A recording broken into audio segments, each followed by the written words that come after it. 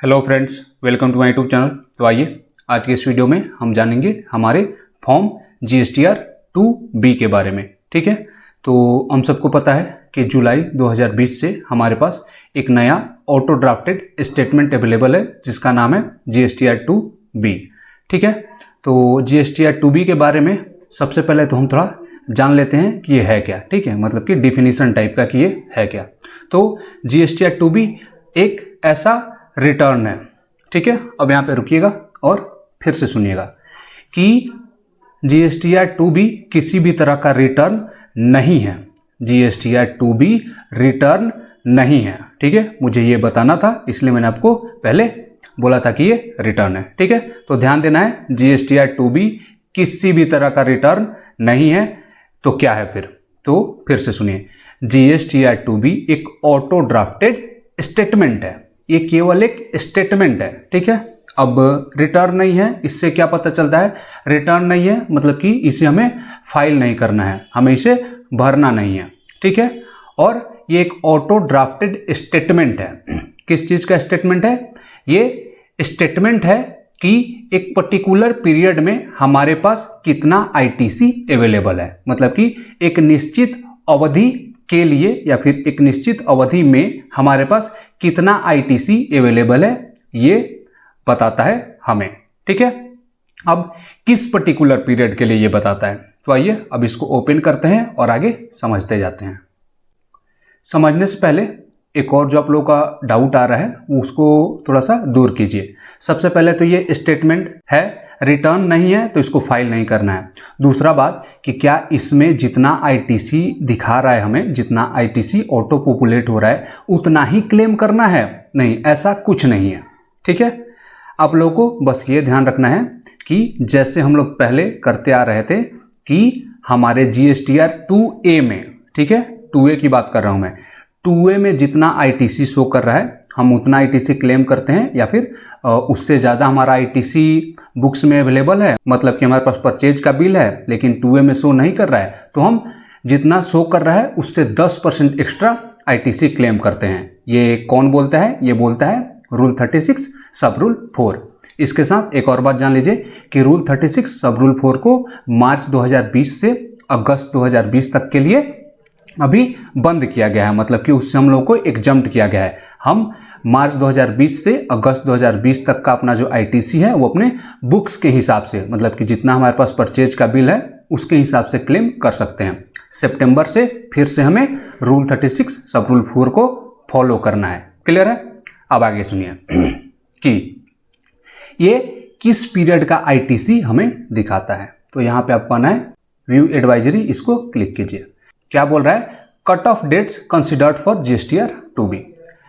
जिस भी मंथ में हैं आप, मतलब कि जिस भी मंथ का 2B देख रहे हैं, जैसे हमने अगस्त 2020 का 2B ओपन किया हुआ है, तो इसमें हमारे पास 12 अगस्त 2020 से 11 सितंबर 2020 तक का जो भी हमारे सप्लायर ने GSTR 1, GSTR 5 या फिर GSTR 6 जो भी केस बनता है, मैक्सिमम केस में GSTR 1 ही बनेगा, तो 12 अगस्त 2020 से 11 सितंबर 2020 के बीच में हमारे सप्लायर ने जिस भी मंथ का, ध्यान दीजिएगा, जिस भी मंथ या क्वार्टर का GSTR 1 फाइल किया होगा वो सारे ITC हमें अगस्त 2020 में दिखेंगे। ठीक है, बिल्कुल क्लियरली सुनना है। चाहे आपके सप्लायर ने भले ही जुलाई 2017 का GSTR 1 हो, उसको फाइल किया हो, अगर 12 अगस्त 2020 से 11 सितंबर 2020 के बीच में, तो वो तो आपका परचेज हुआ, तो उसका ITC आपको अगस्त 2020 के GSTR 2B में दिखेगा। ठीक है, ये ऐसे ही बनाया गया है। अब आगे सुनिए कि GSTR 2B और GSTR 2A में क्या डिफरेंस है। ठीक है, GSTR 2A एक डायनेमिक जो है स्टेटमेंट है, मतलब कि डायनेमिक फॉर्म है, और अपना जो GSTR 2B है ये एक स्टैटिक स्टेटमेंट है। ठीक है, अब डायनेमिक और स्टैटिक में फर्क क्या है? 2A में जो है क्या होता है, मान लीजिए कि आपने अप्रैल 2020 में कोई परचेज किया था और आपके सप्लायर ने अपने अप्रैल 2020 का जो GSTR 1 है उसको फाइल किया है अभी मान लीजिए 10 सितंबर को, तो 2A में तो वो आपके अप्रैल में ही दिखेगा, लेकिन 2B में आपके अगस्त में दिखेगा। क्यों? क्योंकि 2B में आपका जो है करेंट मंथ के 12 तारीख से अगले मंथ के 11 तारीख तक का जितना भी GSTR1 फाइल हुआ हो, चाहे वो किसी भी पीरियड का हो, किसी भी मंथ का हो, किसी भी क्वार्टर का हो, वो डाटा ऑटो पॉपुलेट होगा। क्लियर है? तो अब यही फर्क है डायनेमिक और स्टैटिक में। अब थोड़ा सा और इसको क्लियर करते हैं, जो मैंने बातें कही ये आप समझ गए कि पर्टिकुलर पीरियड क्या है। अब यहाँ पे देखिएगा हमारे पास दो पार्ट है, समरी और ऑल टेबल का। समरी में हम क्या देख रहे हैं? समरी में हम देख रहे हैं कि यहाँ पे भी दो पार्ट है, पार्ट ए और पार्ट बी। पार्ट ए में हमें बता रहा है कि हमारे पास कितना अवेलेबल ITC है GSTR1 के हिसाब से, और पार्ट बी में हमें बताएगा कि ITC का किसी भी तरह का रिवर्सल है क्या। यहाँ आपको एरो पे क्लिक करना था, ठीक है। तो ये रिवर्सल होगा, ये पार्ट आपको यहाँ पे दिखेगा। अगर ऐसा कुछ भी अमाउंट होगा तो मतलब कि क्रेडिट नोट होगा तो। और ऊपर वाले में हम सबको पता ही है, ये बोल रहे हैं कि GSTR3B के टेबल 4A5 में हमें डालना है। ये पूरा आपको बता भी रहे हैं कि कहाँ डालना है, ऑल अदर ITC में। और यहाँ पे आपको पूरा डेटा है कि B2B इनवॉइसेस से, मतलब कि आपने जो भी रजिस्टर्ड पर्सन से परचेज किए हैं उसके अगेंस्ट उन्होंने अपना R1 फाइल किया है, और उसके हिसाब से हमारा इतना जो है ITC बन रहा है, IGST का, CGST का और SGST का। बहुत ध्यान रखना है कि अभी ये हमारे लिए बिल्कुल बेकार है, ये हमारे लिए नहीं है। मैं बता रहा हूँ क्यों, ठीक है। अभी हमें जो है पुराने तरीके से ही अपना जो है ITC क्लेम करना है, इसके हिसाब से कुछ नहीं करना है अभी, ठीक है। अब इसमें देखिएगा पहला पार्ट था ITC अवेलेबल, दूसरा पार्ट है ITC नॉट अवेलेबल। अगर आपके पास कोई ऐसा ITC है जो कि आप क्लेम नहीं कर सकते हैं तो उसका पार्ट यहाँ पे आएगा, ठीक है। जैसे इनवॉइस में कुछ गलती हुई है, या फिर कोई ऐसा ITC है जिसको सेक्शन 17 सब सेक्शन 5 ने ब्लॉक किया हुआ है, तो वो सारा पार्ट यहाँ आएगा, ठीक है। दूसरा आता है ऑल टेबल। ऑल टेबल में देखिए हमारे पास जो है सप्लायर वाइज डिटेल्स है और डॉक्यूमेंट डिटेल्स है। सप्लायर वाइज डिटेल्स में हमने एक पार्टी से कितना बिल लिया है एक पर्टिकुलर पीरियड में, जो पीरियड हम जानते हैं कि क्या पीरियड है, वो यहाँ पे दिखाएगा। और डॉक्यूमेंट वाइज में इसी को बाइफरकेट कर देगा और पूरा दिखाएगा। देखिए क्या क्या दिखा रहा है और समझिएगा। GST ऑफ सप्लायर दिखा रहा है, trade name, invoice number, invoice type, invoice date, invoice value, place of supply, reverse charge है या नहीं, taxable value, IGST, CGST, SGST, और इसके साथ जो इंपॉर्टेंट डेटा है वो देखिएगा। बोल रहे हैं कि ये डाटा कहाँ से आया है? ये डाटा आया है GSTR1 5 या फिर 6 जुलाई 20, नीचे है जून 20, ठीक है। और ये भी बता रहे हैं कि GSTR1 5 या 6 किस डेट को फाइल हुआ है। आगे बता रहे हैं कि ITC की अवेलेबिलिटी, मतलब कि अवेलेबल है कि नहीं। अगर किसी कारणवश कुछ गलती हुई होगी या फिर वो ITC आप अवेल नहीं कर सकते हैं तो उसका यहाँ पे रीजन भी बताएगा, यहाँ पे लिखेगा नो, ठीक है।